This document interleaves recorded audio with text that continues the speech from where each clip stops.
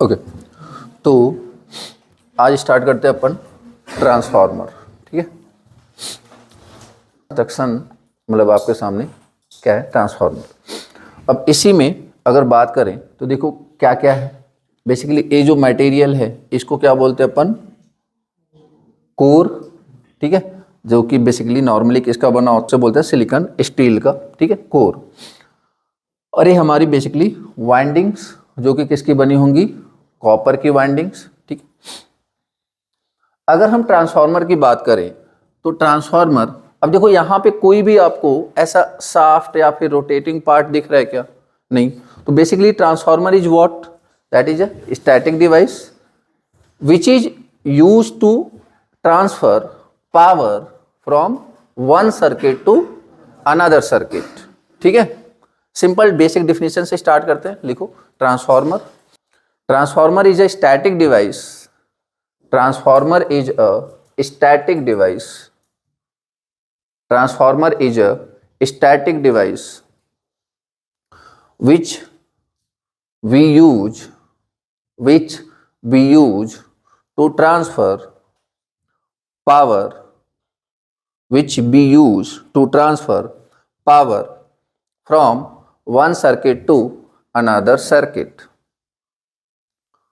One circuit to another circuit without changing its frequency, without changing its frequency। मतलब simple सा है कि अगर आपने यहाँ पे एक सप्लाई सपोज 220 वोल्ट 50 हर्ट्ज का दिया हुआ है। ठीक है, सपोज एक सप्लाई 220 वोल्ट 50 हर्ट्ज का दिया हुआ है, तो यहाँ पे जो ईएमएफ जनरेट होगा, जो यहाँ पे लाइक जो इस टर्मिनल पे जो भी वोल्टेज अपीयर होगा, ठीक है, मान लो जो भी वोल्टेज अपीयर होगा उसका वोल्टेज लेवल इससे डिफरेंट हो सकता है, बट क्या सेम रहेगा, फ्रीक्वेंसी विल रिमेन सेम। ठीक है, ओके। कि फंक्शन ऑफ ट्रांसफार्मर मतलब ये करता क्या क्या है, क्योंकि पढ़ने का यार इतना टाइम तो है नहीं पास फ्री की, लेकिन ऐसे किसी को उठा के पढ़ेंगे, लेकिन ऑब्वियस सी बात है प्रैक्टिकल यूज है। अब प्रैक्टिकल देखो दो चीजों पे अपन डिसाइड करते हैं, एक तो फंक्शन ऑफ ट्रांसफार्मर और एक बार फंक्शन पढ़ लेते हैं लेकिन करता क्या क्या है, उसके बाद फिर क्या पढ़ेंगे, फीचर्स ऑफ ट्रांसफार्मर, एक्चुअली क्या क्या होता है इसमें। ठीक है ना, तो फंक्शन ऑफ ट्रांसफार्मर की बात करें तो सोच क्या क्या करता है, बेसिकली ये वोल्टेज का लेवल चेंज करेगा, क्योंकि वोल्टेज बेसिकली वोल्टेज किस पे डिपेंड करता है, नंबर ऑफ टर्न्स पे। वोल्टेज किस पे डिपेंड करता है, नंबर ऑफ टर्न्स पे। जैसे देखो अभी मैं समझाने के लिए काम करता हूं, मैं ऐसे आपको एक एज्यूम कर लेता हूं कि इधर मान लो 100 टर्न है और सपोज इधर 50 टर्न है। ठीक है, सपोज ऐसे समझाने के लिए, तो लाइक ये 220 वोल्ट है तो यहां पे 100 टर्न है, और एक काम करता हूं मैं यहां पे भी थोड़ा सा इजी वे में ले लेता हूं, तो सपोज दिस इज 200 वोल्ट, कुछ भी ले लो क्या फर्क पड़ता है, 200 वोल्ट एंड 100 टर्न्स, और यहां पे 50 टर्न्स है। अब एक बात समझो, अब यहां पे किधर नंबर ऑफ टर्न्स ज्यादा है, इसको क्या बोलते हैं, प्राइमरी साइड, और इसको क्या बोलते हैं, सेकेंडरी साइड। तो किधर वोल्टेज, किधर नंबर ऑफ टर्न्स ज्यादा है, प्राइमरी के साइड, तो ऑब्वियस सी बात है वोल्टेज ज्यादा जनरेट इधर होगा, और इधर नंबर ऑफ टर्न्स क्या हो चुका है, हाफ, तो जो वोल्टेज का जनरेशन होगा दैट इज आल्सो हाफ। मतलब या फिर ऐसे समझो कि 100 टर्न मिल करके कितना वोल्टेज इंड्यूस कर रहे हैं, 200। अभी मैं बाकी सारी चीजों को लाइक एक आइडियल ट्रांसफार्मर कंसीडर कर रहा हूं, ठीक है ना, लेकिन अभी मैं यहाँ पे आर एक्स इन सबको नेगलेक्ट कर रहा हूं, अभी अपन समझ रहे हैं इस चीजों को। तो 100 टर्न मिल करके 200 वोल्ट जनरेट कर रहे हैं, मतलब एक टर्न कितना कर रहा है, 2 वोल्ट ना, एक टर्न कितना वोल्टेज जनरेट कर रहा है, 2 वोल्ट। तो याद रखना कोई भी ट्रांसफार्मर हो, ईएमएफ पर टर्न इज ऑलवेज सेम। क्या बोलो मैं, ईएमएफ पर टर्न। तो यहां पे एक टर्न कितना वोल्टेज जनरेट कर रहा है, 2 वोल्ट, तो यहाँ पे हैं कितने 50 टन, तो 50 एक टन अगर 2 वोल्ट जनरेट करा, 50 टन कितने जनरेट करेंगे 100 वोल्ट। मतलब यहाँ पे अगर रैंडम वैसे बात करें तो basically this is what 100 volt. आ रही बात समझ में? खैर, तो फंक्शन ऑफ ट्रांसफार्मर में जो सबसे पहला फंक्शन है that is what, that is to change the level of voltage and current, to change the level of voltage and current, ठीक है, to change level of voltage and current, ठीक है, done, okay. दूसरा function क्या, अब यहां पे देखो, अगर मैं यहां पे एक सर्किट है, करंट आ रहा है इसमें, यहां पे भी करंट आ रहा है, क्या ये दोनों, ए वायर और ए वाइंडिंग क्या दोनों इलेक्ट्रिकली कनेक्टेड हैं? क्या नहीं। मतलब एक तरीके से क्या मैं ये बोल सकता हूं कि ट्रांसफार्मर हम यूज करते हैं to provide electrical isolation. Second point लिख सकते हैं। अभी मैं किस पे बात कर रहा हूं? फंक्शन ऑफ ट्रांसफार्मर पे, सिंपल समझना, ठीक है। तो सेकेंड पॉइंट क्या लिखेंगे? टू प्रोड्यूस इलेक्ट्रिकल आइसोलेशन, ठीक है, to produce electrical isolation, to produce electrical isolation, done. अब यहां पे एक इंपॉर्टेंट और है, जैसे जब हमने बात करी थी कपलिंग में, याद करो, एनालॉग इलेक्ट्रॉनिक्स में बात करी थी कपलिंग में। कपलिंग के कितने टाइप थे? मतलब 4 थे, उसमें से एक क्या था? Transformer coupling. तो वहां पर हमने बात करी थी ट्रांसफार्मर कपलिंग के एडवांटेज क्या था कि इंपीडेंस मैचिंग का, तो that is also function of transformer ना, तो लिख सकते हैं। तो नेक्स्ट फंक्शन क्या हो जाएगा? For impedance matching, for impedance matching, for impedance matching, ठीक है, डन, ओके। उसके बाद देखो, इसके अलावा, अब देखो इसके अलावा जैसे मान लीजिए हमें पता है कि वोल्टेज और करंट का लेवल चेंज करेगा, वोल्टेज और करंट का लेवल चेंज करेगा, तो वोल्टेज और करंट का लेवल चेंज करने की जरूरत है कहां हमें? वोल्टेज और करंट का जो लेवल है वो चेंज करने की नीड हमें कब है? देखो, एक तो ट्रांसमिशन में, एक तो ट्रांसमिशन लाइन में, और दूसरा मेजरमेंट, लाइक हाँ, जिसमें अपन बात करते हैं किसकी? सीटी एंड पीटी की, याद आया? सीटी एंड पीटी की। तो लाइक ये जो ट्रांसमिशन लाइन में अपन इसको स्टेप डाउन करने के लिए क्या करते हैं, ताकि क्या हो जाए, वोल्टेज की वैल्यू कम हो जाए, वोल्टेज की वैल्यू ज्यादा हो जाए और करंट की वैल्यू कम हो जाए, ताकि लॉस कम हो जाए। और यहाँ पे सीटी और पीटी में बेसिकली करंट और वोल्टेज का लेवल चेंज करके क्या हासिल करना चाहते हैं? ताकि जो हमारा इंस्ट्रूमेंट है उसके रेंज में आ जाए, ताकि हमारा जो इंस्ट्रूमेंट हो डैमेज ना हो, क्योंकि नॉर्मली जो रेटिंग होती है वोल्ट मीटर की 110 वोल्ट की होती है और करंट की मैक्सिमम 5 एम्पियर की होती है, उसी के आसपास, ठीक है ना। तो उसके रेंज में लाने के लिए अपन को क्या यूज करना पड़ेगा? ट्रांसफार्मर, ठीक है। बहुत बेसिक से बातें स्टार्ट कर रहे हैं। तो बेसिकली ये क्या है? These are the some functions of transformer. वो बात अलग है कि जो मेन फंक्शन है दैट वो क्या है? ट्रांसमिशन लाइन में वोल्टेज को स्टेप अप करने के लिए और स्टेप डाउन करने के लिए, ठीक है ना। तो like this is what function of transformer. पढ़ क्यों रहे, ये बात क्लियर है। अब नेक्स्ट क्या लिखेंगे? Features of transformer. और ये जो फंक्शन ऑफ फीचर्स ये जे लेवल पे काफी पूछे जाते हैं, ठीक है ना। Features of transformer.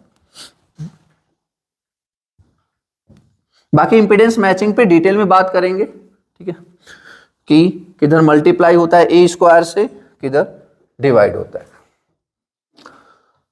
ओके, तो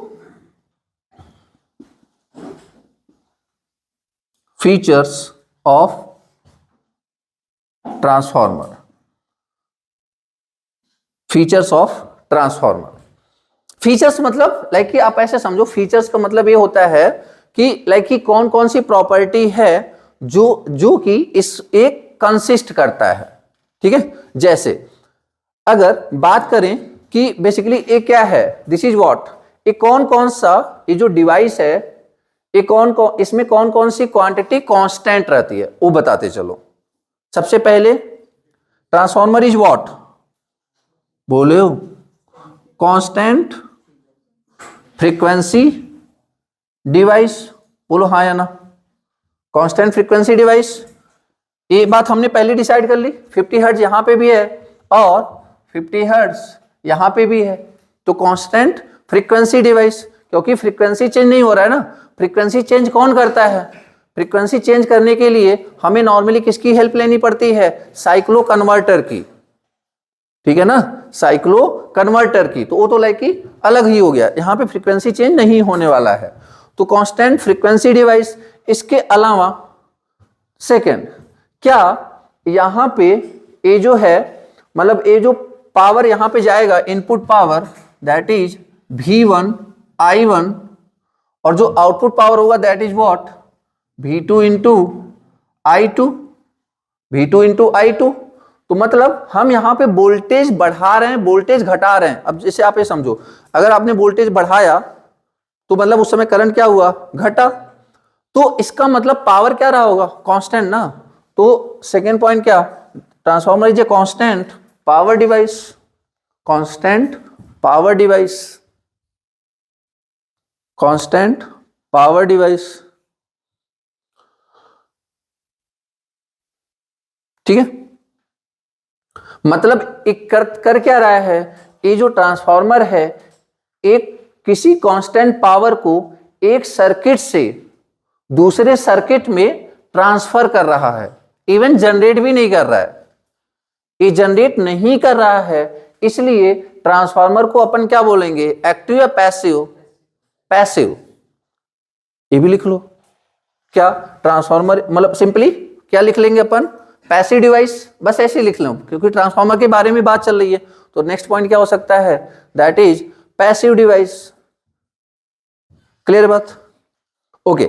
इसके बाद अगर बात करें, देखो एक बात इसमें क्या होगा, जैसे आपने सप्लाई दिया, इसने क्या प्रोड्यूस किया, फ्लक्स।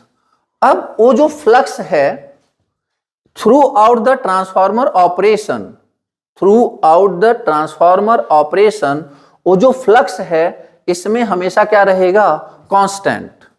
समझ में आया, फ्लक्स हमेशा क्या रहने वाला है, कांस्टेंट, ठीक है। तो मतलब क्या हुआ कि transformer is a what, constant flux device, ठीक है। नेक्स्ट पॉइंट क्या लिखेंगे, constant flux device, constant flux device.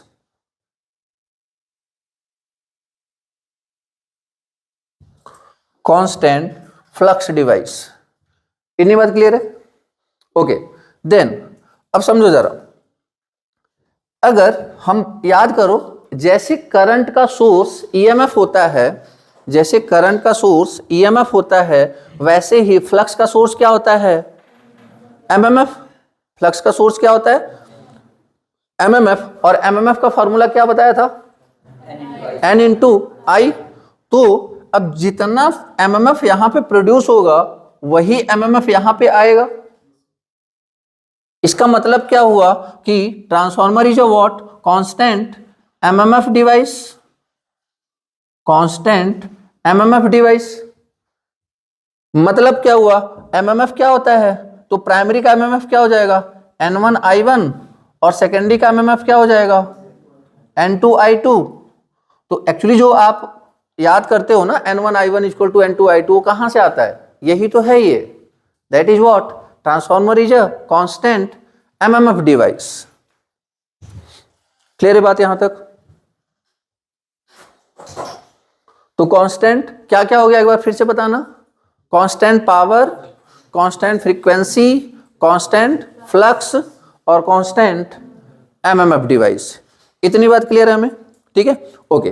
ये तो कुछ पैरामीटर्स थे जो कांस्टेंट थे, अभी बहुत ढेर सारे इसी में और भी चीजें हैं, उस पर बात करते हैं। क्या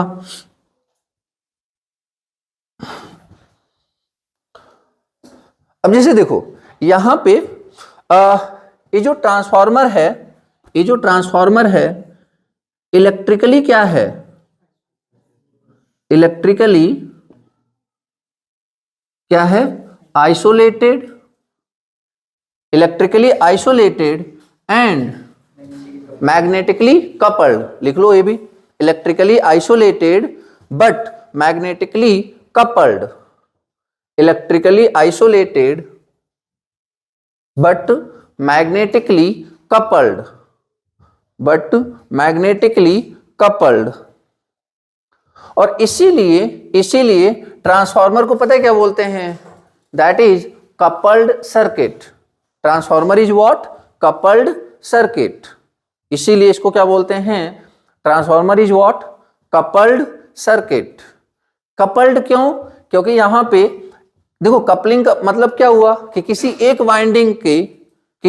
वाइंडिंग में करंट फ्लो होने से, और करंट फ्लो होने की वजह से जो फ्लक्स प्रोड्यूस हो रहा है, अगर उसका फ्लक्स पास के पड़ोसी के दूसरे वाइंडिंग से लिंक हो रहा है तो like that is a concept of coupling, mutual coupling, मतलब सारी बातें देखेंगे, ठीक है।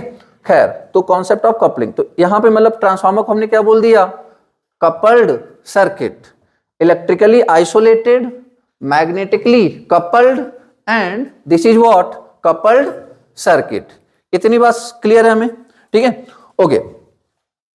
अब एक बात और समझो, यहां पे जो हम सप्लाई दे रहे हैं, यहां पे सप्लाई देखो, सप्लाई हम कितने सप्लाई दे रहे हैं, सप्लाई कितना दे रहे हैं, एक ही सप्लाई दे रहे हैं ना, सप्लाई हम एक ही दे रहे हैं, तो इसलिए टू वाइंडिंग ट्रांसफार्मर को बेसिकली अपन क्या बोलते हैं, सिंगली एक्साइटेड मशीन, ठीक है। तो अपन बोल सकते हैं, लिखो सिंगली एक्साइटेड, सिंगली एक्साइटेड। जैसे आपसे क्वेश्चन पूछा जा सकता है कि कौन कौन से मशीन है, इलेक्ट्रिकल मशीन में बात करें, देखो जब मैं इलेक्ट्रिकल मशीन बोलूं ना तो आपके दिमाग में चारों आ जाने चाहिए, कौन कौन, ट्रांसफार्मर, सिंक्रोनस, इंडक्शन और डीसी।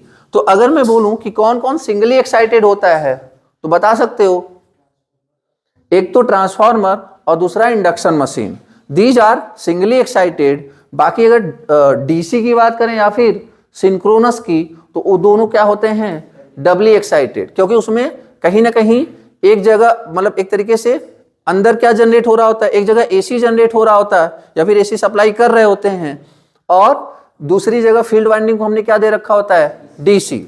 अब किसी तो सर डीसी में तो डीसी जनरेट होता है, अंदर एसी जनरेट होता है, with the help of commutator आप उसे डीसी में कन्वर्ट करते हो। तो मतलब कहीं ना कहीं दोनों सप्लाई आए ना, एसी भी आया और डीसी भी आया, तो इसीलिए उसको क्या बोलते हैं, डबली एक्साइटेड। बट यहां पे तो सिंपली एक है, एक ही सप्लाई है, दैट इज एसी, इसलिए इसको क्या बोलते हैं, सिंगली एक्साइटेड। तो सिंगली एक्साइटेड इसके अलावा और कौन है, इंडक्शन मशीन। क्लियर है बात, ठीक है। तो that is what, singly excited. Okay, तो इतनी बातें हमें क्लियर हो गई। इसके अलावा अब देखो एक क्या हो गया, एक इनपुट टर्मिनल और एक हो गया आपका आउटपुट टर्मिनल, एक इनपुट टर्मिनल और एक आउटपुट टर्मिनल। तो लाइक कितने वोल्टेज हो गए, इनपुट वोल्टेज इनपुट करंट और आउटपुट वोल्टेज आउटपुट करंट। तो मतलब this is example of single port और टू पोर्ट, टू पोर्ट। तो सिंपल लिखेंगे, transformer is what, two port network, two port network, ठीक है, that is two port network, two port network.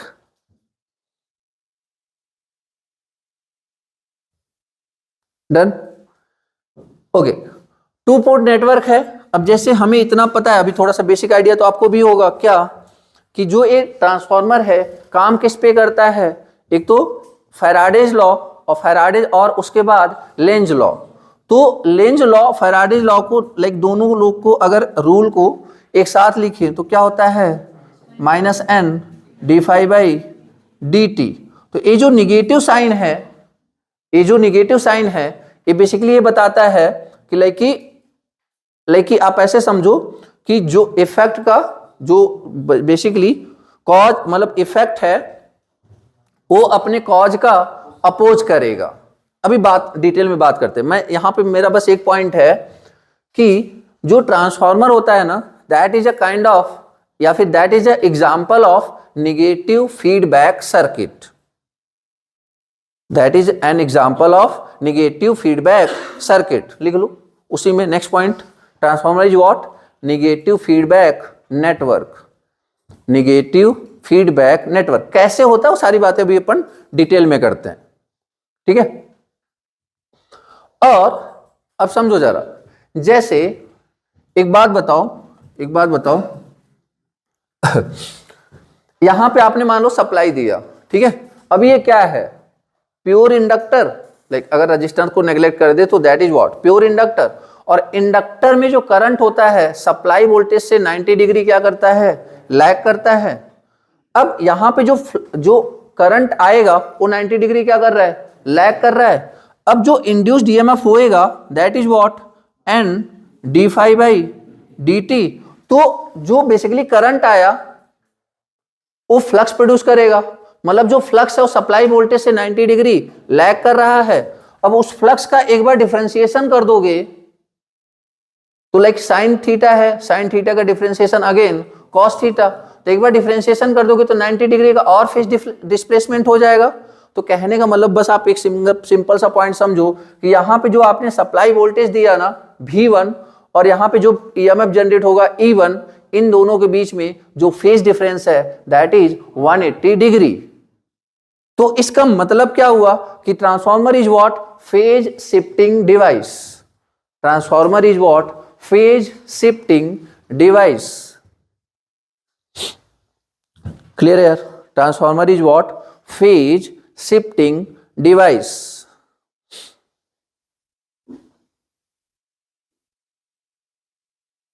Done, okay.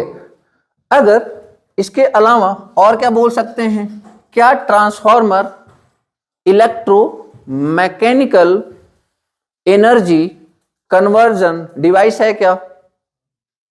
Electromechanical नहीं, electrical को mechanical में तो नहीं कन्वर्ट कर रहा है, बट हां this is an electromagnetic energy device, conversion device. लिख लो, electro transformer is an electromagnetic energy conversion device. Transformer is an electromagnetic energy conversion device. Mechanical नहीं बोल रहा हूं मैं, क्या बोल रहा हूं मैं, मैग्नेटिक। मतलब एक तरीके से देखो ना, आप क्या प्रोड्यूस करा रहे हो, करंट दे करके फ्लक्स प्रोड्यूस करा रहे हो, मतलब this is an example of what, electromagnet ना।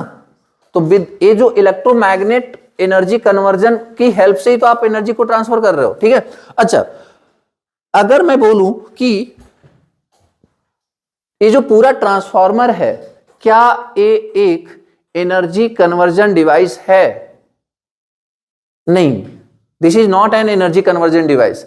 एनर्जी कन्वर्जन का मतलब होता है कि एक काइंड ऑफ एनर्जी को दूसरे काइंड ऑफ में कन्वर्ट करना, बट ये क्या कर रहा है, अगर ओवरऑल ट्रांसफार्मर की बात कर रहा हूं मैं, जैसे देखो अभी मैंने बोला क्या बोला, इलेक्ट्रोमैग्नेटिक एनर्जी कन्वर्जन डिवाइस।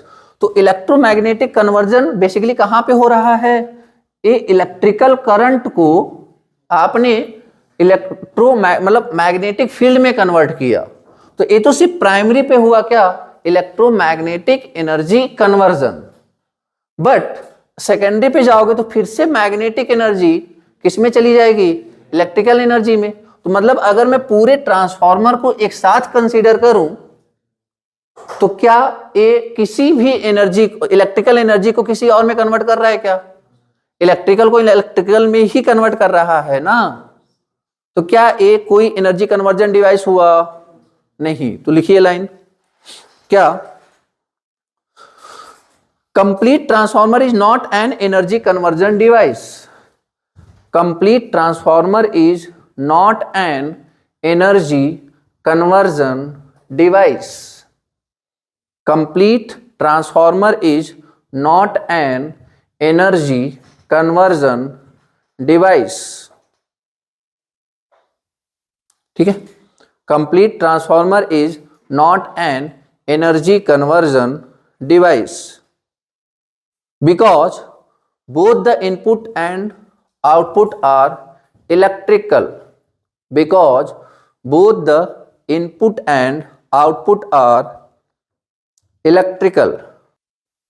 मतलब अभी मैं सिंपली क्या दिया मैंने, जस्ट ट्रांसफार्मर का इंट्रोडक्शन, मतलब कुछ भी वर्किंग प्रिंसिपल एंड ऑल कुछ भी नहीं बात करी है मैंने, जस्ट ये बताया है कि इस पे मतलब कि इसके क्या क्या फीचर्स हैं और क्या क्या फंक्शंस हैं, ताकि हमें चीजों को पढ़ने में आसानी रहे। Done, okay. तो अभी इसके कंस्ट्रक्शन पे डिटेल में चलेंगे, 2-3 क्लासेस तो कंस्ट्रक्शन पे ही जाएंगी। अभी फिलहाल पहले बात कर लेते हैं कि इसका वर्किंग प्रिंसिपल क्या है, ठीक है ना। वर्किंग प्रिंसिपल, वर्किंग प्रिंसिपल देखो, अब अगर बात करें, लिखो the transformer works on, the transformer works on the principle of, the transformer works on the principle of Faraday's law of, principle of Faraday's law of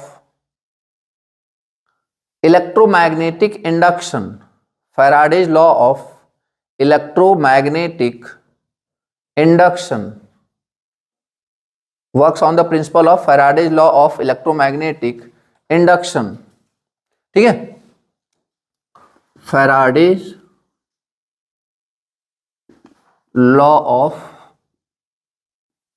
electromagnetic induction. अब question ये होता है कि ये है क्या, चलो ठीक है, वर्किंग प्रिंसिपल क्या है, Faraday law of electromagnetic induction. अब ये फैराडे लॉ ऑफ इलेक्ट्रोमैग्नेटिक है क्या, तो इन्होंने क्या बोला था, लिखो next, Faraday's law states that, Faraday's law states that, Faraday's law states that whenever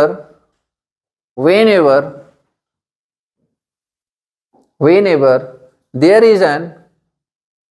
is relative motion, whenever there is relative motion between magnetic field and set of conductor, between magnetic field and set of conductor, an EMF will be induced, and EMF will be induced in the conductor, an EMF will be induced in the conductor। Done, मतलब यहां पे directly indirectly ये जो Faraday's हैं ये बताना चाह रहे थे कि आप ऐसी कौन सी सिचुएशन क्रिएट कर सकते हो कि जिससे बेसिकली क्या जनरेट होगा, ईएमएफ। तो हम बेसिकली बेसिक जनरेशन ईएमएफ का जनरेशन कैसे कैसे हो सकता है उसके बारे में बात करते हैं। उसी में से एक कंडीशन जो कि ट्रांसफार्मर को फुलफिल करेगा उसे यहां पे चिपका देंगे। समझ में आ गई बात? तो लिखिए basic requirement to generate EMF, basic requirement to generate EMF, ठीक है, basic requirement to generate EMF. Done,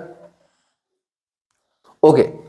तो क्या क्या होना चाहिए, ये बात पहले भी डिस्कस हुई है वैसे, हालांकि बताओ क्या क्या होना चाहिए। एक तो मैग्नेटिक फील्ड, दूसरा सेट ऑफ कंडक्टर, ठीक है, दूसरा सेट ऑफ कंडक्टर, और जो सबसे इंपॉर्टेंट है ना that is third, that is what, relative variation या मोशन, relative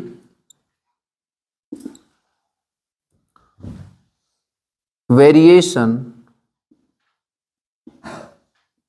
between what, magnetic field and set of conductor, magnetic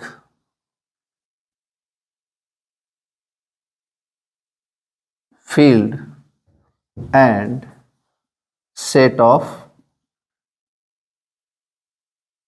conductor. अब इसी में थोड़ा सा ट्विस्ट है, क्या? Relative variation between magnetic field and set of conductor. Done, okay. अभी जो रिलेटिव वेरिएशन है ना, ये बेसिकली दो टाइप का होने वाला है, बहुत ध्यान से समझेंगे। रिलेटिव वेरिएशन बेसिकली दो तरीके से हो सकता है। क्या क्या? एक होता है रिलेटिव स्पेस वेरिएशन और एक होता है रिलेटिव टाइम वेरिएशन। ठीक है, एक होता है रिलेटिव स्पेस वेरिएशन और एक होता है रिलेटिव टाइम वेरिएशन। कोई दिक्कत यार?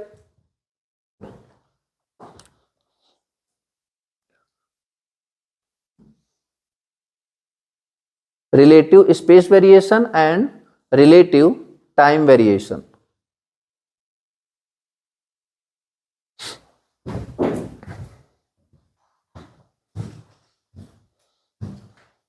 मतलब मैग्नेटिक फील्ड और सेट ऑफ कंडक्टर तो बेसिक रिक्वायरमेंट होगी। जो बेसिकली ट्विस्ट हो सकता है अलग अलग जगह, किसके बिहाफ पे हो सकता है? रिलेटिव स्पेस वेरिएशन या फिर रिलेटिव टाइम वेरिएशन। तो इस पे अपन बात करते हैं। मतलब इतना तो हमें समझ में आ गया कि मैग्नेटिक फील्ड चाहिए चाहिए और सेट ऑफ कंडक्टर चाहिए चाहिए। अब ये जो तीसरी वाली कंडीशन है, इसको इसमें से मतलब ये जो तीसरी कंडीशन है, इसके अलग अलग कॉन्फ़िगरेशन से मशीन का कॉन्सेप्ट अलग हो जाएगा, याद रखना। क्योंकि मैग्नेटिक फील्ड और सेट ऑफ कंडक्टर तो चारों में चाहिए, जितने इलेक्ट्रिकल मशीन है सब में चाहिए, ठीक है ना। जो चेंजेस आने वाले किसकी हेल्प से आने वाले हैं? Relative variation between magnetic field and set of conductor. Start करें, ठीक है, ओके।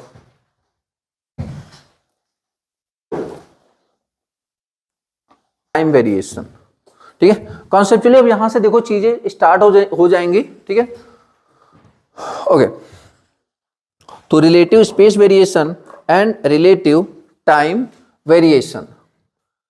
अब यहां पे रिलेटिव स्पेस वेरिएशन का मतलब क्या है, समझो जरा। दो चीजें थी हमारे पास, क्या था? एक तो सेट ऑफ कंडक्टर और दूसरा क्या था हमारे पास?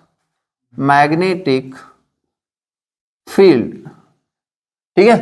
सेट ऑफ कंडक्टर और मैग्नेटिक फील्ड। तो सेट ऑफ कंडक्टर इसमें क्या करेगा? मूव करेगा, और मैग्नेटिक फील्ड बेसिकली क्या रहेगा? स्टेशनरी। समझ में आया क्या? मतलब मैग्नेटिक फील्ड क्या रहेगा, या फिर ऐसे लिख लो, steady in nature. Magnetic field is what? Stationary या फिर स्टडी इन नेचर, ठीक है। तो रिलेटिव स्पेस वेरिएशन में स्पेस, जैसे अगर मैं मान लो ये मेरा सिंपल सा कंडक्टर है, तो अभी मैं इसको रोटेट कर रहा हूं, तो मतलब क्या हो रहा है? कौन सा वेरिएशन हो रहा है ये? मतलब आप ऐसे समझो कि ये नॉर्थ पोल है, साउथ पोल है, तो ऊपर से बेसिकली क्या आ रही होंगी? मैग्नेटिक फील्ड, मैग्नेटिक लाइंस आ रही होंगी। तो ये मतलब यहां पे आप इमेजिन करो कि यहां पे क्या आ रही हैं? सारी मैग्नेटिक लाइंस। तो इसमें मैं कंडक्टर को क्या कर रहा हूं? मूव कर रहा हूं। तो ये कौन सा वेरिएशन हुआ? रिलेटिव स्पेस वेरिएशन, जिसमें हमारा कंडक्टर क्या कर रहा है? मूव कर रहा है, और मैग्नेटिक फील्ड क्या है? कांस्टेंट है। समझ में आया? तो यहां से बेसिकली यहां से देखा जाए तो इस तरीके से एक ईएमएफ तो इंड्यूस होएगा, और जो ईएमएफ इंड्यूस होएगा, induced EMF is known as what? Dynamically induced EMF. बोलो हाँ या ना? ठीक है।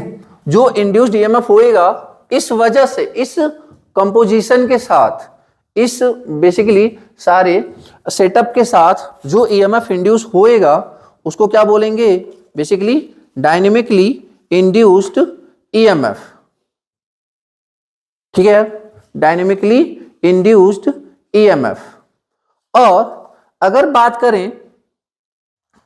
करें दूसरे की,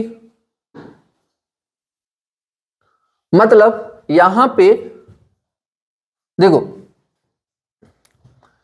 अब यहां पे मैग्नेटिक फील्ड जो है, मैग्नेटिक फील्ड, अब मैग्नेटिक फील्ड रोटेट करवाना है। अब मैग्नेटिक फील्ड दूसरे तरीके से रोटेट नहीं करवाना है, मैग्नेटिक फील्ड रोटेट कराना है विथ वेरिएशन इन टाइम। ठीक है, मतलब रिलेटिव टाइम वेरिएशन, मतलब या फिर ऐसा समझो मैग्नेटिक फ्लक्स क्या करेगा, वैरी करेगा। रिलेटिव टाइम वेरिएशन में मैग्नेटिक फील्ड क्या करेगा, वैरी करेगा। और जो सेट ऑफ कंडक्टर है, सेट ऑफ कंडक्टर है, वो बेसिकली क्या होने वाला है, स्टेशनरी होने वाला है। वो बेसिकली क्या होने वाला है, स्टेशनरी होने वाला है।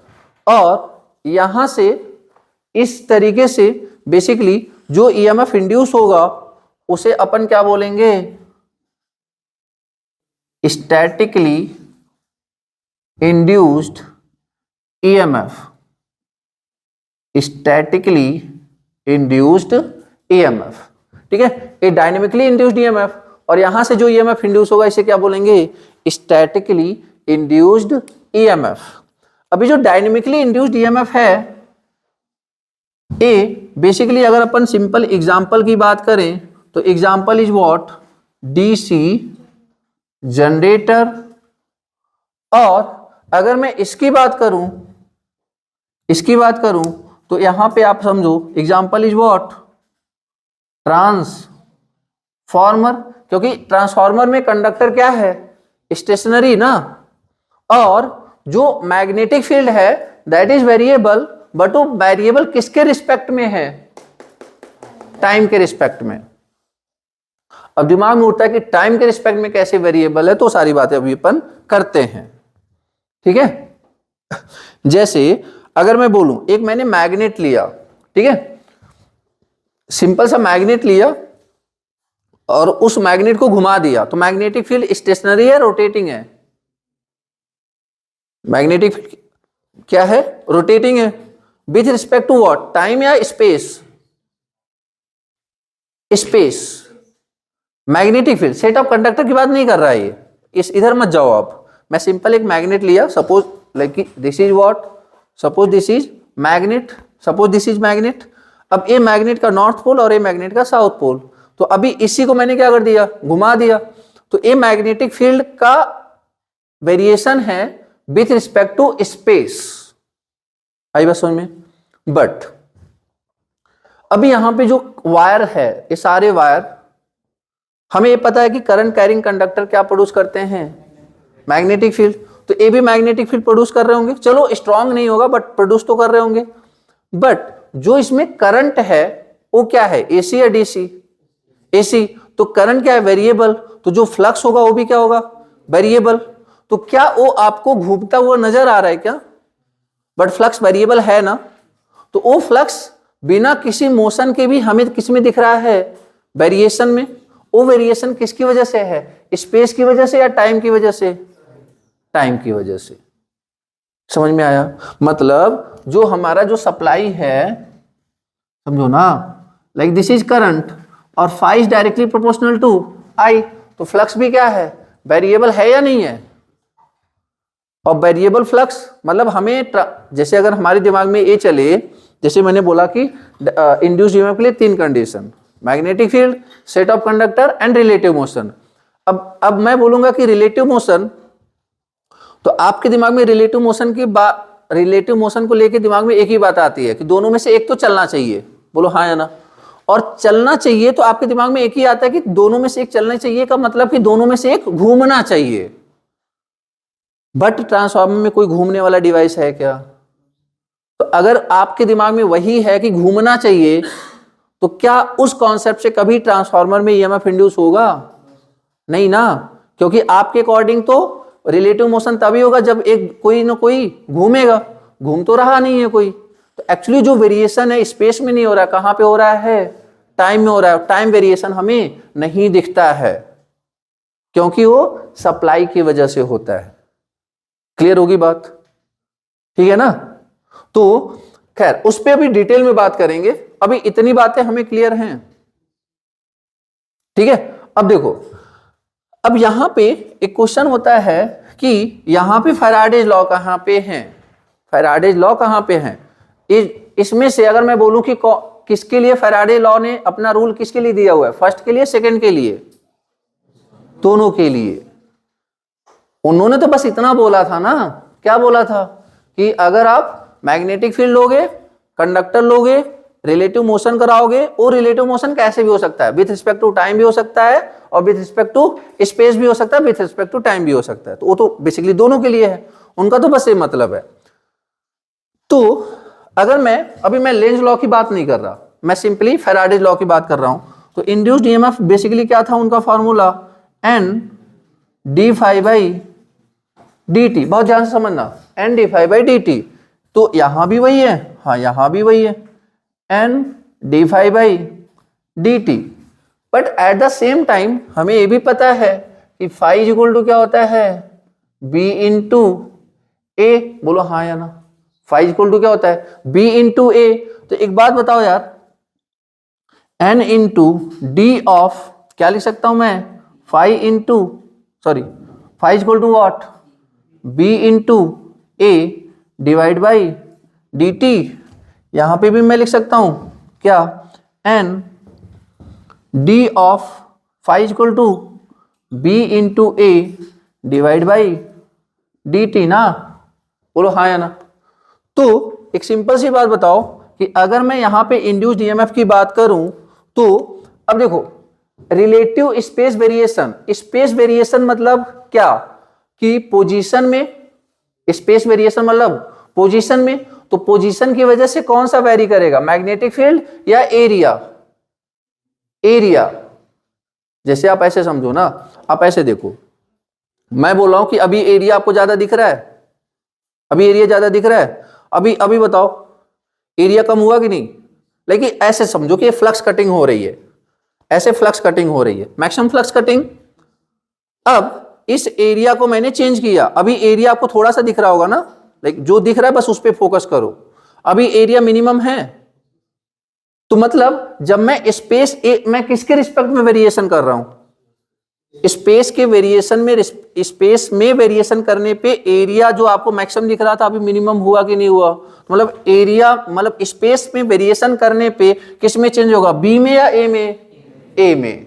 मतलब क्या हुआ? इसको मैं लिख सकता हूं एन, उसको बी को अपन तो क्या लिख सकते हैं? D A by D T. बोलो हाँ या ना? आई बात समझ में? ठीक है। इसके अलावा अगर इधर ध्यान दो तो इंड्यूस्ड ईएमएफ, अब ट्रांसफार्मर में कोई डिवाइस रोटेट कर रहे हैं क्या? मतलब आप टाइम वेरिएशन में नहीं, बट उसके टाइम वेरिएशन की वजह से चेंज किस में हो रहा है? मैग्नेटिक फील्ड में, फ्लक्स में ना, मैग्नेटिक फील्ड में। तो बोलो क्या लिख सकता हूं मैं? एन इंटू कॉन्स्टेंट किसको ले जाएंगे? ए को, और वेरिएशन किस में हो रहा है? DB upon D T. कुछ समझ में आया? क्लियर है?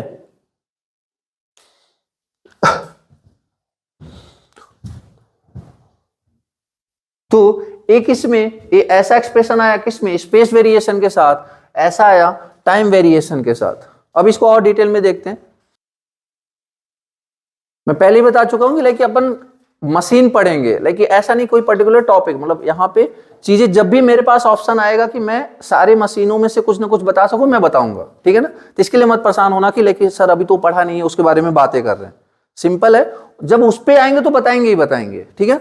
ऐसे बीच बीच में जब भी मौके मिलेंगे हम सारी चीजों के बारे में बात करते हुए चलेंगे। ठीक है? खैर,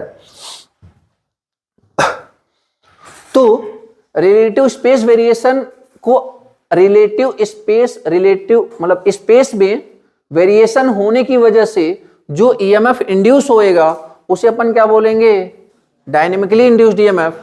और टाइम में वेरिएशन होने की वजह से जो ईएमएफ इंड्यूस होगा उसे अपन क्या बोलेंगे, statically induced EMF.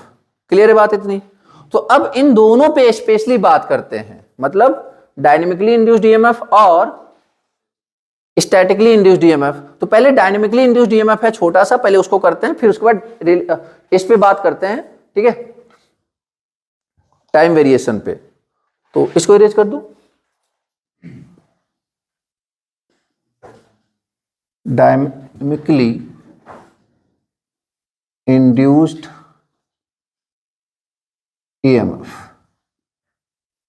Dynamically induced EMF, ठीक है। तो डायनेमिकली इंड्यूस्ड ईएमएफ मतलब इसमें रोटेटिंग कौन है, मतलब वेरिएबल कौन है, मैग्नेटिक फील्ड या फिर कंडक्टर, कंडक्टर। डायनेमिक और स्टैटिक ये जो वर्ड हैं याद रखना, these words are use for conductor only, याद रहेगा ना हमें, कोई कंफ्यूजन ही नहीं।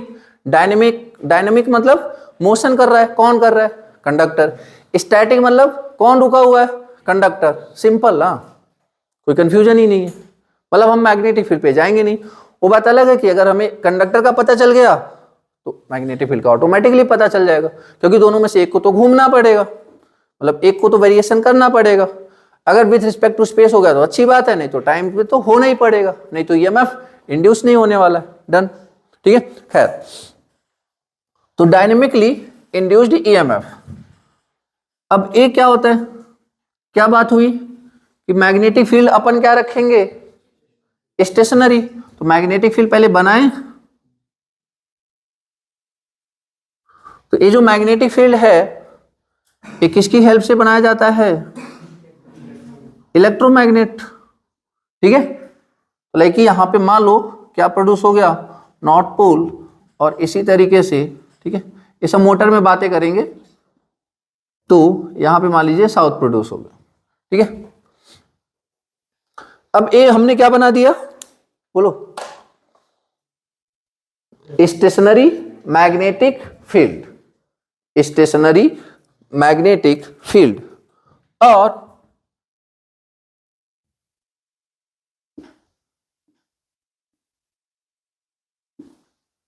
ये क्या है, मैग्नेटिक लाइंस या मैग्नेटिक फील्ड लाइंस, जैसे नो, मतलब ये तो मैग्नेट था और ये इससे निकलने वाला क्या, मैग्नेटिक लाइंस, ठीक है। ओके, अब यहां पे बात करें तो सिंपल क्या रखते हैं अपन, मान लो एक सिंपल सा कंडक्टर रख दिया, सपोज सिंपल सा कंडक्टर रख दिया, ठीक है। इससे इमेजिन करो नॉर्थ पोल साउथ पोल, और ये हमारा क्या हो गया, कंडक्टर हो गया। ओके, तो जो इंड्यूस्ड ईएमएफ होता है, जो इंड्यूस्ड ईएमएफ होएगा, देखो एक कितना हो जाता है, B, that is what, magnetic field. अब ये मैग्नेटिक फील्ड किस पे डिपेंड करेगा, इस पे, लाइक कितना ज्यादा आप इलेक्ट्रो, मतलब ये मैग्नेटिक फील्ड की स्ट्रेंथ बताएगा, कौन, बी। तो B and then L, what is L, length of the, active length of the conductor. What is meaning of active length, suppose ऐसे समझो कि मैंने इतना लेंथ कंडक्टर का लिया, लेकिन ये वाला जो पोर्शन है क्या ये फ्लक्स को कट कर रहा है क्या, नहीं, अगर घूमेगा तो भी कट नहीं करेगा, तो मतलब वो एक्टिव लेंथ नहीं हुआ। एक्टिव लेंथ सिर्फ कितना होगा, जितने पोर्शन को कौन कट करेगा, फ्लक्स। जैसे अपन मोटर लेते हैं तो मोटर में हमें वाइंडिंग्स निकली हुई दिखती है ना, तो आपको लगता है कि वो जो वाइंडिंग्स निकली होती है उनमें कोई फ्लक्स कटिंग होती होगी क्या, नहीं ना, वो तो बाहर है। अंदर तो लाइक जो है वो उसी में सिर्फ ईएमएफ जनरेट होगा, फ्लक्स जनरेट होगा, ठीक है।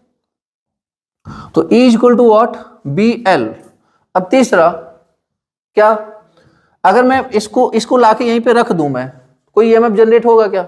नहीं। विथ रिस्पेक्ट मतलब हमें क्या कराना पड़ेगा? विथ रिस्पेक्ट टू स्पेस इसको क्या कराना पड़ेगा? चेंज। अगर चेंज करा रहे हैं, अब इधर उधर तो ले नहीं जाएंगे, जब भी करेंगे क्या करेंगे? रोटेट करेंगे। लाइक ये सपोज वो क्या हो रहा है? v वेलोसिटी से घूम रहा है, तो बेसिकली क्या हो जाएगा? E is equal to B L भी, या फिर एग्जैक्टली अगर इसमें एंगल थीटा है तो ये हो जाता है B L V sine theta. ठीक है, इंड्यूस्ड ईएमएफ। एक किसका फॉर्मूला हो गया? Dynamically induced EMF, that is what? B L V sine theta. Sine theta, theta is the angle between conductor and magnetic field. ठीक है, आप ऐसे देखो ना, आप ऐसे समझो, अगर ये कंडक्टर एग्जैक्टली ऐसे आ गया तो कोई फ्लक्स कटिंग होगी क्या? नहीं, तो थीटा की वैल्यू क्या होगी? 0, और उस सिचुएशन में ईएमएफ जनरेशन क्या हो जाएगा? 0, और इस टाइम पे मैक्सिमम। ठीक है, तो इंड्यूस्ड डायनेमिकली इंड्यूस्ड ईएमएफ का फॉर्मूला क्या हो गया? बी एल भी इंटू साइन थीटा। क्लियर है क्या? बाकी ये डेरिवेशन और डिटेल में करते हैं अपन बेसिक इलेक्ट्रिसिटी में। ठीक है, वहां पे करेंगे। अभी जस्ट मैं आपको ये बताना चाह रहा था कि देखो, कंडक्टर को हम विथ रिस्पेक्ट टू क्या करा रहे हैं? स्पेस में वेरिएशन, तो जिसकी वजह से क्या हो रहा है? ईएमएफ इंड्यूस हो रहा है। तो डायनेमिकली इंड्यूस्ड ईएमएफ क्लियर है सबको? देखो, magnetic field is stationary and conductor is rotating. Relate करने की कोशिश करते हैं, शायद वहां से आ जाए। जैसे इंड्यूस्ड, मान लो किसी के दिमाग में सर इंड्यूस्ड ईएमएफ से इसका फॉर्म, मतलब फैराडे लॉ ने बोला था क्या? E equal to N D phi by D T, समझते हैं? तो मान लीजिए मैंने यहाँ पे अभी एक टर्न की बात कर रहा हूँ, एक टर्न पे ईएमएफ इंड्यूस की बात कर रहा हूँ, तो एन की वैल्यू क्या ले लूंगा मैं? 1। तो बेसिकली क्या हो गया? D phi by D T. अब फाई इक्वल टू क्या होता है? B into A, D of B into A, B into A divide by D T. अब बताओ यहां पे चेंज क्या हो रहा है? बी या ए? ए, तो लाइक बी तो कांस्टेंट हो गया, B of D by D T. अब ये जो ए है ना, ए समझो जरा, ए क्या है? किसी भी एरिया बेसिकली क्या होता है, लाइक कि आप ऐसा समझो, एरिया क्या है कि एक तो ये आपका लेंथ और ये आपका विड्थ। अब ये विड्थ क्या है? वो डिपेंड करेगा डिस्प्लेसमेंट पे। विड्थ मतलब लाइक कि कितना, अब कंडक्टर है, अगर मैं बोलूं कि कंडक्टर है तो लाइक कि अब आप ऐसे समझो कि यहां पे है, ठीक है। अभी विड्थ मतलब क्या हो गया कि लाइक कितना रोटेट किया, कितना डिस्प्लेसमेंट हुआ, सोच पा रहे हो कि नहीं? मैं बोला कि अगर ये रुका हुआ है, डिस्प्लेसमेंट हुआ नहीं, तो एरिया क्या हो जाएगा? 0। कुछ समझ में आ रहा है? अगर ये चलेगा तभी तो लाइक डिस्प्लेसमेंट होगा ना। तो मतलब मैं यहां पे ऐसा एज्यूम करता हूं कि जो इसका डिस्प्लेसमेंट है ना, दैट इज dx। बहुत ध्यान समझो, दैट इज dx। कंडक्टर का डिस्प्लेसमेंट अपने स्टेशनरी पॉइंट से क्या है? dx। तो area equal to what? Length into dx। Area क्या होता है? लाइक ऐसे आप लेंथ समझो और ये विड्थ, विड्थ की वैल्यू क्या ले ली मैंने? dx। विड्थ की वैल्यू क्या ले ली? dx। तो अब लेंथ यहां पे b into L and dx by dt क्या होता है? वेलोसिटी ना। What is velocity? Displacement upon time. तो सिंपली ये क्या हो जाएगा? bl भी। अब समझ में आया? फैराडेज लॉ से भी हमने इसको वो कर दिया, रिलेट कर लिया, आगे बात समझ में, ठीक है। तो E इक्वल टू bl भी।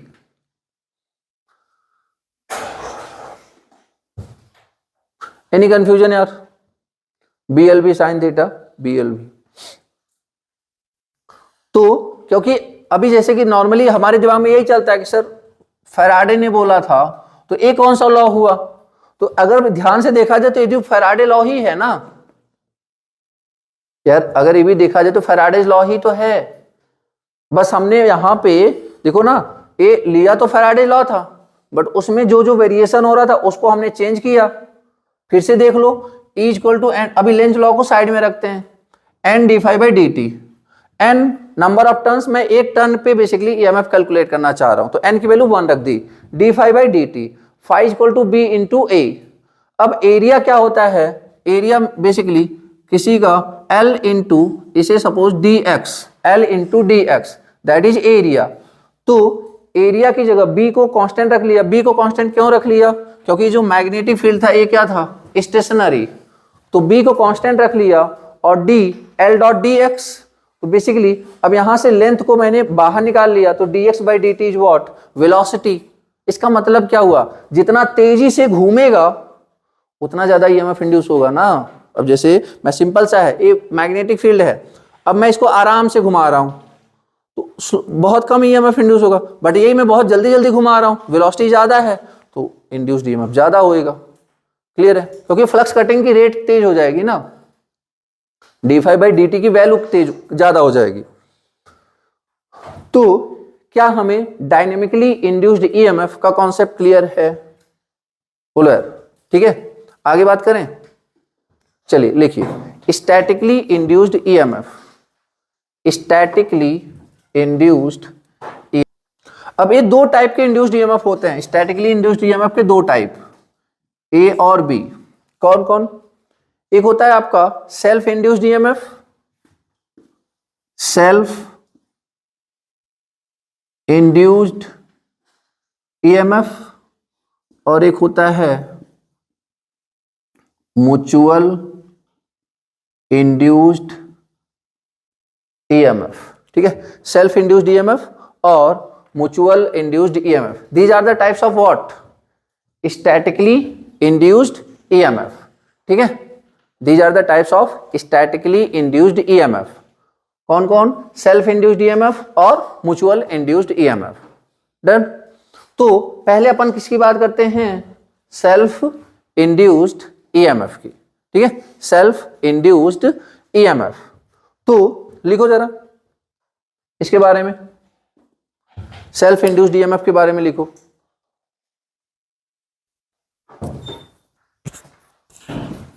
सेल्फ इंड्यूस्ड ईएमएफ के बारे में लिखो। Self induced EMF is the, self induced EMF is the statically induced EMF. Self-induced EMF is the statically induced EMF in a coil, in a coil,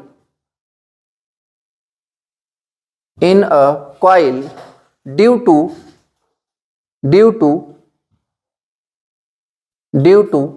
time varying nature, due to time varying nature of current, time varying nature of current। Time varying current का मतलब होता है कि उस coil में AC supply है, simple सा याद रखना। ठीक है ना, तो टाइम वेरिंग नेचर, ब्रैकेट में से चाहे तो लिख लेना, टाइम वेरिंग नेचर मतलब लाइक उसमें कौन सा करंट फ्लो हो रहा है, एसी, क्योंकि डीसी के साथ टाइम वेरिंग नेचर तो होता, डीसी में तो टाइम वेरिंग नेचर होता ही नहीं है। ठीक है, तो due to time varying nature of current, time varying nature of current through same coil, time varying nature of current through same coil.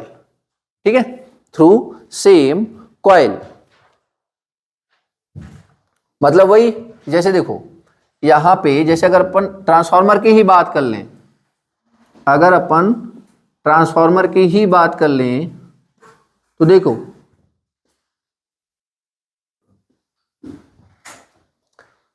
एक ईएमएफ, जैसे यहां पे जब आपने सप्लाई दिया होगा तो एक फ्लक्स प्रोड्यूस हुआ होगा, इसका फ्लक्स खुद के करंट, खुद मतलब एक करंट फ्लक्स इस नंबर ऑफ टर्न से क्या किया होगा, लिंक किया होगा, तो यहां पे जो ईएमएफ जनरेट होगा that is self induced EMF.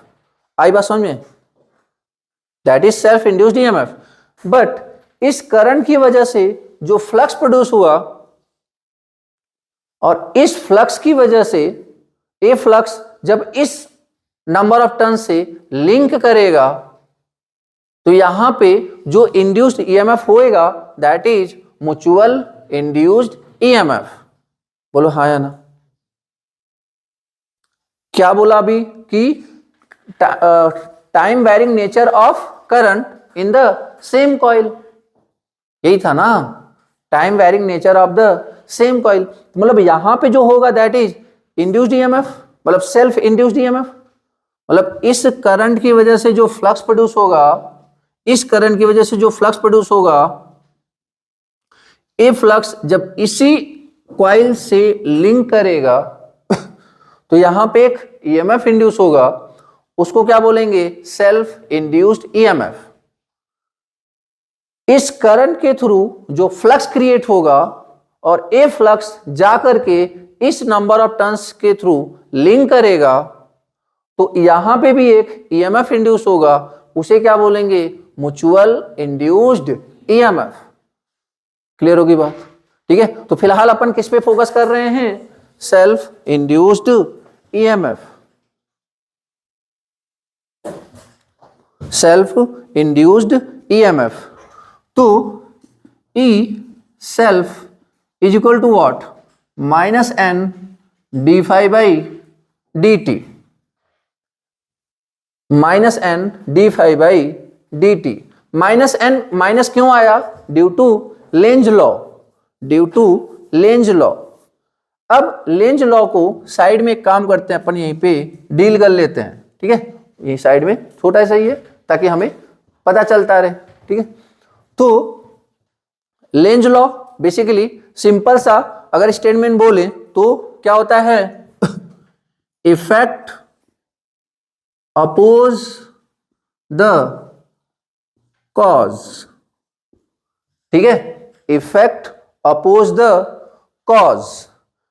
अब यहां पे अगर बात करें, यहां पे बात करें तो इफेक्ट क्या है, इफेक्ट क्या है, इंड्यूस्ड ईएमएफ।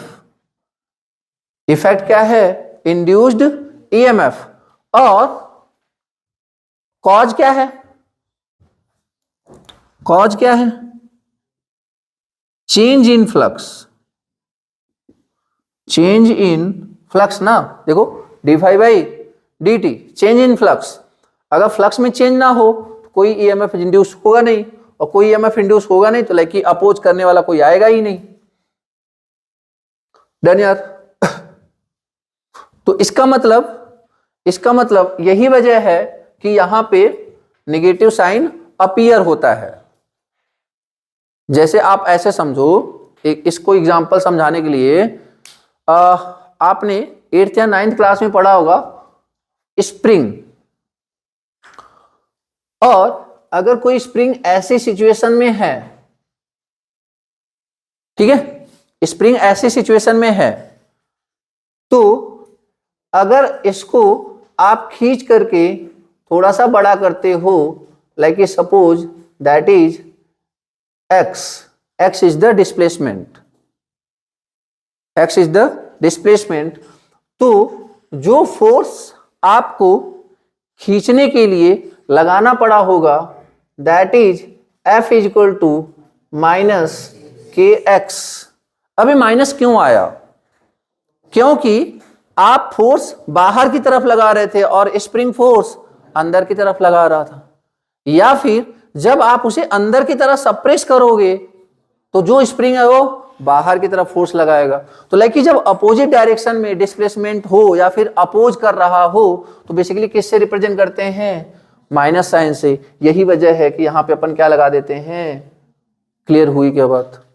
ठीक है, कि लाइक अपोज कर रहा है ना, अगर सपोर्ट करता तो नो डाउट हमने क्या लेना था, प्लस। तो बेसिकली यही है क्या, मतलब ये किसको रिप्रेजेंट कर रहा है, लेंजेस लॉ या फिर लेंज लॉ। क्लियर है बात? खैर हम आते हैं अपने टॉपिक पे, क्या था हमारा, सेल्फ इंड्यूस्ड ईएमएफ।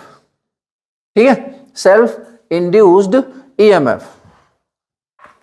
तो E self equal to what, minus N D phi by D T minus N D five by D T, या फिर E self is equal to what minus N, ध्यान से समझना, D I into D I divide by D T.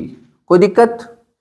Like same number से divide और same number से multiplied ना, same number से मल्टीप्लाइड, सेम नंबर से डिवाइड।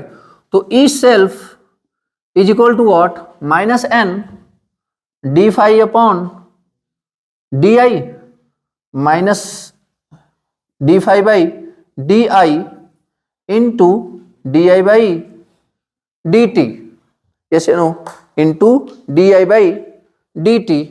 अब यहां पे ये जो वैल्यू आई है, याद करो, कुछ याद आ रहा है? L equal to what N five upon I, पढ़ा था हमने, L equal to what N five upon I. तो इसका मतलब है किसको रिप्रेजेंट कर रहा है? N five upon I, inductance को। कौन सा इंडक्टेंस, सेल्फ या म्यूचुअल? सेल्फ। तो minus L self into what D I by D T E self. और अगर आपको याद हो तो दिस इज वोल्टेज प्रोड्यूस या voltage induced across inductor as well. What is voltage across inductor formula? L D I by D T ना, तो L D I by D T. अब यार क्वाइल के क्रॉस आप चाहे उसे ईएमएफ बोलो, चाहे वोल्टेज अक्रॉस इंडक्टर बोलो, एक ही बात हुई ना। तो that is E self is what, मतलब यहां पे एल सेल्फ क्या है, लिख लो, self inductance of a coil, self inductance of a coil. Clear है? Self inductance of a coil.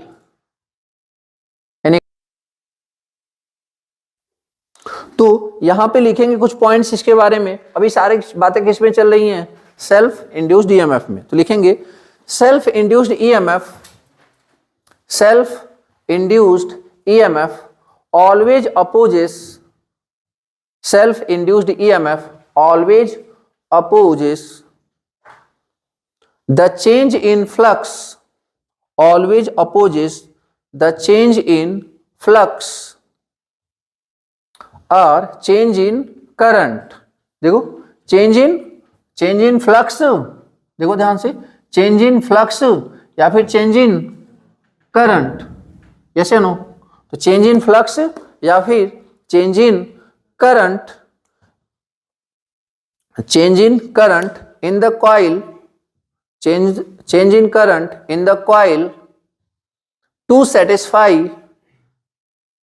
change in current in coil to satisfy the Lenz law, to satisfy the Lenz law.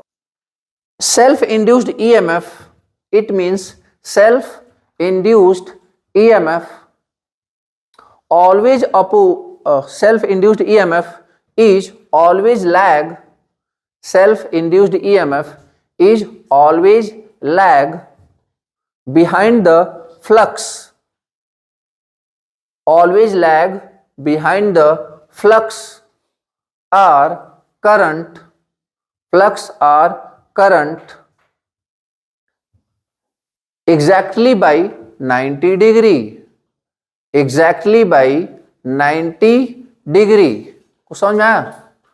देखो कभी भी याद रखना, जब भी अपन EMF की बात करेंगे ना, अगर मैंने यहां पे सपोज मैंने यहां पे फ्लक्स बनाया, मान लो ये फ्लक्स दिया, तो इंड्यूस्ड ईएमएफ कहां पे आएगा ना? तो बेसिकली ये हमेशा क्या हो जाएगा? ईएमएफ। समझ में आया क्या? क्लियर हुआ? तो लाइक कि सिंपल, ये जो फ्लक्स है और जो ईएमएफ है उसमें कितने का डिफरेंस हो रहा है? 90 डिग्री का। क्लियर हुआ? ठीक है।